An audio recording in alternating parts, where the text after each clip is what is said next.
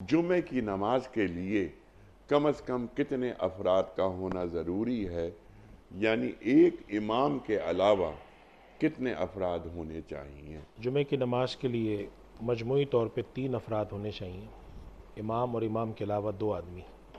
अगर इमाम और इमाम के अलावा 2 आदमी हैं जी तो फिर इसको जमात का इतलाक़ होगा और जुमा हो सकता है। आम तौर पे जो लोग ऐसी मस्जिदों में जाते हैं जहाँ पर ज़रा दूर होती हैं शहर से, तो बाज़ दफ़ा वहाँ मसला होता है कि जुमे का वक्त है और लोग कम हैं, जी तो अगर 2 लोग मौजूद हैं, ठीक इस तरह से मौजूद हैं कि 2 आदमी इमाम के अलावा हैं, जी तो फिर जुमे की नमाज जमात अदा हो जाएगी। कम अज़ कम मुक्तदी 2 होने होने ज़रूरी जी। हैं।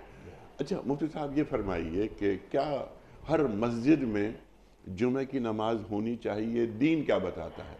देखिए, तसव्वुर तो हमारे यहाँ ये था जो कदीम चला आ रहा है मुसलमानों में, कि हर मस्जिद में जुमा नहीं होता था। ठीक। जिस मस्जिद में जुमा होता था उस मस्जिद को कहा जाता था जामिया।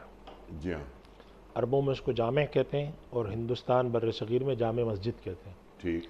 तो ये जो हमारे यहाँ एक बड़ा मशहूर हर जगह जामे मस्जिद लिखा होता है, जी तो बाद दफ़ा लोग पूछते हैं कि जामे मस्जिद का क्या मतलब है। ठीक। तो जामे मस्जिद का मतलब ये होता था कि ये वो मस्जिद है जहाँ पर जुमे की नमाज अदा की जाती ठीक। है।